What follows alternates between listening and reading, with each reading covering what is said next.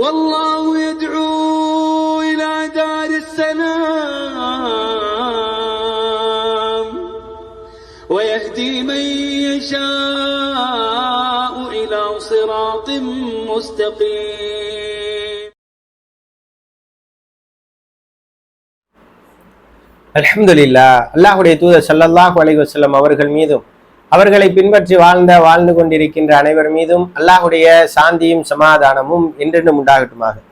அல்லாஹ்வின் நல்லடியார்களே, அன்பு சகோதரர்களே, சகோதரிகளே, அமைதியை நோக்கிங்கிற இந்த சேனல் மூலமாக உங்களை சந்திப்பதற்குரிய வாய்ப்பையும் இந்த தருணத்தையும் தந்த வல்ல ரஹ்மானுக்கு எல்லா புகழும் உரித்தாக. ரமலான் மாதம் எல்லாரும் நோன்பு நோற்றிருப்பீங்க. இந்த நோன்பு வரக்கூடிய பல நாட்கள் வர இருக்குது இல்லையா? அந்த நாட்களிலும் ஆரோக்கியத்தோட நோன்பு நோக்கக்கூடிய, முழுமையாக அதனுடைய பலனை அடையக்கூடிய ஒரு ஆரோக்கியத்தையும் அதற்குரிய வாய்ப்பையும் அல்லாஹ் ரப்பல் ஆலமீன் உங்களுக்கும் எனக்கும் தந்தருள் புரியட்டும். இன்னைக்கு என்ன ஒரு வீடியோ பார்க்க போறோம் அப்படின்னு சொன்னால், சகோதரர் சத்ய பிரபு இஸ்லாத்தை ஏற்றுக்கொண்டார், இஸ்லாத்தை புரிந்து கொண்டார் அப்படின்னு சொல்லி நாம ஒரு தலைப்பு ஒன்று பேசியிருந்தோம். அதுல ஒரு சகோதரர் என்ன செய்யறாரு, ஒரு கமாண்ட் ஒண்ணு கொடுத்திருக்காரு. என்ன கமாண்ட் அப்படின்னு சொன்னா, அது அரபி கடவுள்டா, அதுக்கு தமிழ் தெரியாது, தமிழ்ல தொழுதா ஆகாது, போச்சு போ, இனி எல்லாமே அரபில தான் சாகணும், உன் தாய்மொழியில இறைவனை தொழவே முடியாது அப்படின்னு சொல்லி என்ன செஞ்சிருக்கிறாரு, ஒரு கமாண்ட் ஒன்ன கொடுத்திருக்காரு.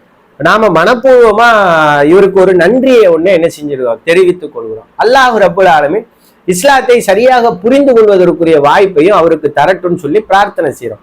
ஏன் அப்படின்னு சொன்னால், அரபு மொழியை பத்தி இந்த அளவுக்கு எழுதியிருக்கிறவரு, அரபு மொழியில என்ன ஆகும்னு சொன்னா, என்னுடைய வீடியோல முதல்ல ஒரு இன்ட்ரோடக்ஷன் ஒன்று வரும். அதாவது, நீங்க இந்த நிலையற்ற வாழ்வில் மூழ்கி இருக்கிறீங்க, அல்லாஹ் உங்களை அமைதியின் இல்லத்திற்கு அழைக்கிறான், அவன் தான் நேர்வழி காட்டுவான், அவன் நேர்வழியை தான் நாடியவருக்கு வழங்குவான் அப்படிங்கிற ஒரு வசனம் அரபில தான் முதல்ல வரும். வல்லாஹு யது இலா தாரி ஸலாம் வ யஹ்தி மை யஷாஉ இலா சிராத்தி முஸ்தகீம். இதை கேட்டவடையவே அவர் என்ன செஞ்சுக்கலாம், வீடியோ பார்க்காம இருந்திருக்கலாம். ஆனா இதையும் தாண்டி வீடியோ பார்த்திருக்கிறார் அப்படின்னு சொன்னால், அதுக்கப்புறம் ஒரு கமாண்ட் ஒன்று கொடுத்து ரெஸ்பான்ஸ் பண்ணியிருக்காருன்னு சொன்னா, அவர் ஒரு தேடலோட இருக்கிறாரு அப்படின்னு என்ன செய்வோம், நாம எடுத்துக்கிடுவோம். அவர் உண்மையிலேயே தேடலோட இருந்தால் அவர் தேடலுக்கான விடையை இறைவன் அவருக்கு வழங்கட்டும் அப்படிங்கிறதையும் நாம் என்ன செய்யறோம், பிரார்த்தனை செய்யறோம். பொதுவா இஸ்லாமிய மார்க்கத்தை பொறுத்தளவுல அரபி மொழியில தான் இறுதி ஏற்பாடான குரான் வழங்கப்பட்டுச்சு. அதே நேரத்துல இறுதி தூதரான முகமது நபி ஸல்லல்லாஹு அலைஹி வஸல்லம் அவங்களும் அரபி மொழி பேசக்கூடியவங்களா இருந்தாங்க. இன்றைய காலத்துல எடுத்துக்கிட்டா 26 நாடுகள்ல தேசிய மொழியாக இந்த அரபி மொழி இருக்கு. பல கோடி இஸ்லாமியர்கள் எந்த தேசத்துல வாழ்ந்தாலும் இந்த அரபியை என்ன செய்யறாங்க, பேச்சு வழக்குல பயன்படுத்துறாங்களோ இல்லையோ, வழிபாட்டுக்காக என்ன செய்யறாங்க, பயன்படுத்திக்கிட்டு இருக்கிறாங்க. இந்த அளவுக்கு இருந்தாலும் ஒரு செய்தியில முகமது நபி ஸல்லல்லாஹு அலைஹி வஸல்லம் இந்த அரபி மொழியை உயர்த்தி பிடிக்கிறதுக்கான அந்த ஒரு நிலையில இருந்து என்ன செஞ்சிட்டாங்க, உடைச்சி எரிஞ்சிட்டாங்க. என்ன சொல்றாங்கன்னா, அரபியை கற்றவரை விட அரபி அல்லாதவரை விட அரபி கற்றவர் சிறந்தவர் இல்லை அப்படின்னு சொல்லி அடிச்சு உடைச்சிட்டாங்க. அதாவது மொழியை வச்சு ஏற்றத்தாழ்வு கற்பிக்கிறதோ, இனத்தால் ஏற்றத்தாழ்வு கற்பிக்கிறதோ, அதே நேரத்துல தேசத்தால் நிறத்தால் ஏற்றத்தாழ்வு, தேசத்தால் ஏற்றத்தாழ்வு, இப்படிப்பட்ட ஏற்றத்தாழ்வுகளை இஸ்லாம் ஒருபோதும் ஏற்கவே இல்லை.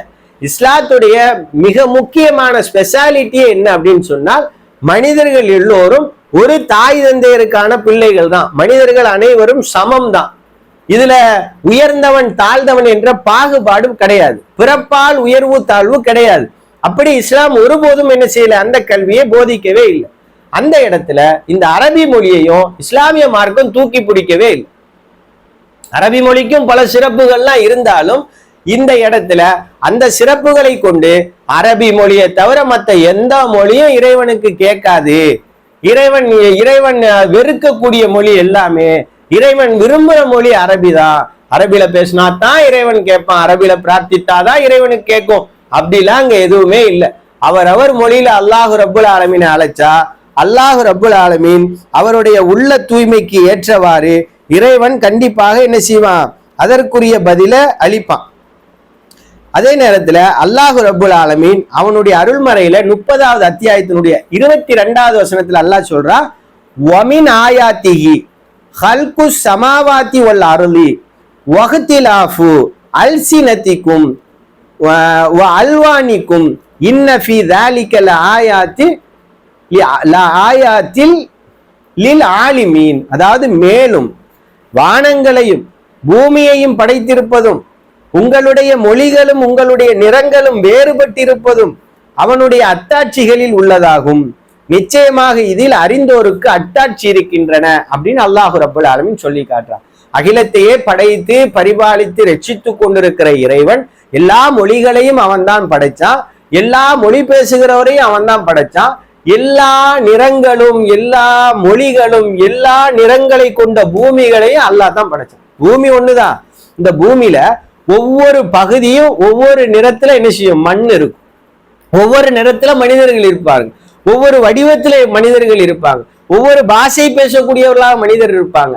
இப்படியெல்லாம் பல மொழிகளையும் பல வகையான மனிதர்களை வடிவத்துல பலவாறாக அல்லாஹ் படைத்தாலும் அல்லாஹ் ரப்புல் ஆலமீன் பார்வையில இது எல்லாமே ஒண்ணுதான்.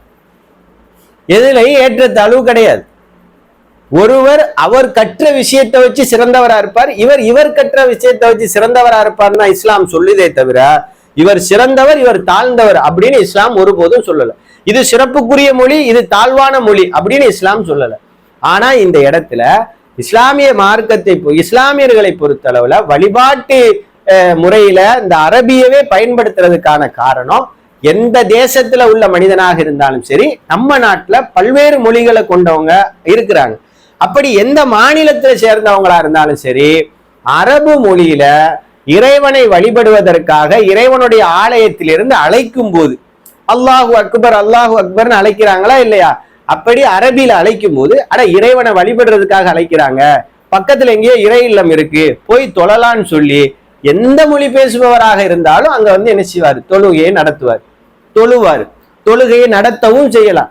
இந்த மொழி பேசுறவர் தொழுகை நடத்தக்கூடாதுன்னு இல்லை. அதே நேரத்துல இந்த மொழி அதாவது இந்த நாட்டுல உள்ள ஒரு தொழுகை நடத்தக்கூடாதுன்னு கிடையாது. அதே நேரம் இஸ்லாமிய மார்க்கத்துல அறிஞர்கள் இருப்பாங்க, அதாவது கல்வியாளர்கள், மார்க்கத்தை நிறைய கற்ற கல்வியாளர்கள் இருப்பாங்க. இவங்க மட்டும்தான் இந்த மொழியை கற்றுக்கொள்ளணும். இஸ்லாத்தை உபதேசிக்கிறவங்க இருக்காங்க, இவங்க மட்டும்தான் இந்த மொழியை கற்றுக்கொள்ளணும். இவங்க கற்றுக்கிட்டு இந்த மொழியில இவங்க பேசினாதான் இறைவனுக்கு கேட்கும், இவங்க பேசினாதான் இறைவன் ஏற்றுக்கொள்வான், இவங்க பேசினாதான் இறைவனுக்கு புரியும். அப்படிலாம் அங்க ஒண்ணும் கிடையாது. புதிதாக ஒருத்தர் இஸ்லாத்தை ஏற்றுக்கொள்றார் அப்படின்னு சொன்னால் இந்த மொழியை ரொம்ப இலகுவாகவே கற்றுக்கொள்ளலாம். கற்றுக்கொண்டு அவரும் என்ன செய்யலாம்? வழிபாடு நடத்தலாம். இங்க அதற்கெல்லாம் எந்த தடையும் இல்லை.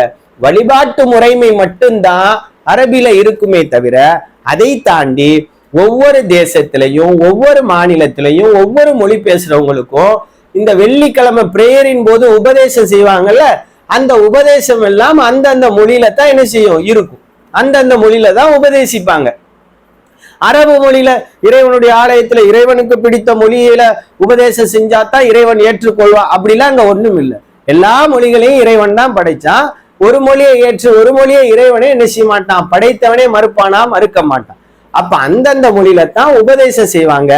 ஆனால் எந்த மொழிக்காரராக இருந்தாலும் அவர் வருகிற பொழுது வேறொரு மொழி இருக்கிற ஒரு மொழி பேசுற ஒரு ஊருக்கு வரும்போது வழிபாட்டு முறை அல்லாஹு அக்பர்னு அழைக்கிறாங்க.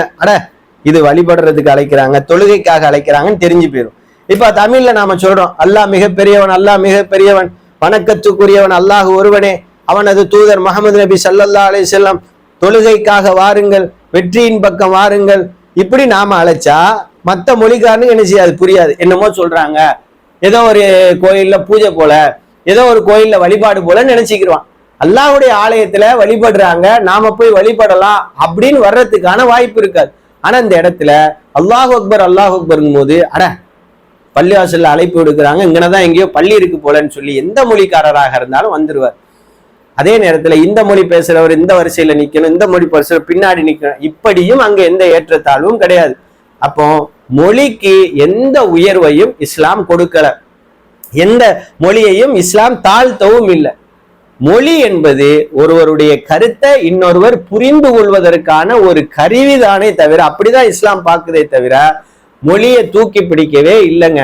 அதை நீங்க முதல்ல என்ன செய்யணும்? புரிந்து கொள்ளணும். அது மட்டும் அல்லாம அரபு பேசுறதுனால தமிழ் மொழியை வெறுக்கிறாங்கன்னு தமிழ் பற்று கிடையாதுன்னு நீங்க முடிவெடுத்தீங்கன்னா அது உங்களுக்கான அறியாமை.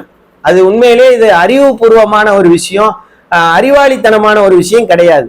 அதிகபட்சமாக கடலோர பகுதிகளில் வாழ்ற இஸ்லாமியர்கள் பயன்படுத்துகிற அளவு தமிழ் வார்த்தையை கூட அநேக இந்து சகோதரர்கள் என்ன செய்யறது இல்லை, பயன்படுத்துறது இல்லை. ஒரு சாதாரணமா சொல்லணும்டா, அதாவது சாப்பிடுற விஷயத்துல கூட சோறுங்கிற வார்த்தையை தவிர கடலோர பகுதியில் இருக்கிற முஸ்லிம்கள் இன்ன வரைக்கும் அந்த வார்த்தையை கூட மாத்தல. நோன்புங்கிற வார்த்தை அழகிய தமிழ் வார்த்தை, இதை மாத்தவும் இல்லை. நிறைய தமிழ் வார்த்தைகளை அறிந்தோ அறியாமலோ கடலோர பகுதியில் இருக்கிற முஸ்லிம்கள் பெரும்பான்மையாக என்ன செய்யறாங்க, பயன்படுத்திக்கிட்டு இருக்கிறாங்க. அதுக்காக அவங்களுக்கு தமிழ் பற்றி இல்லை, தமிழ்ல இறைவனை கேட்க முடியாது. எந்த மொழிக்காரராக இருக்காரோ அந்தந்த மொழியில இறைவனிடத்துல அவங்களோட தேவையை பிரார்த்திக்கலாம். அதுக்கு எல்லாவித அனுமதியும் இருக்கு. பிரார்த்தித்தால் இறைவனுக்கு புரியாதுன்னு சொன்னா அது ஒரு பெரிய அறியாமை. எல்லா மொழியையும் படைத்த இறைவனுக்கு தன்னோட அடியான் கேட்கறது புரியாதா? அந்த மொழி தெரியாம இருப்பானா? அப்போ எந்த மொழியில வேண்டாலும் அவரவர் தேவையை பிரார்த்திக்கலாம். ஆனா ஒட்டுமொத்தமாக ஒன்று சேர்ந்து வழிபடுகிற வழிபாட்டு முறை மட்டும் அரபுல என்ன செய்யப்படுது, பயன்படுத்தப்படுது.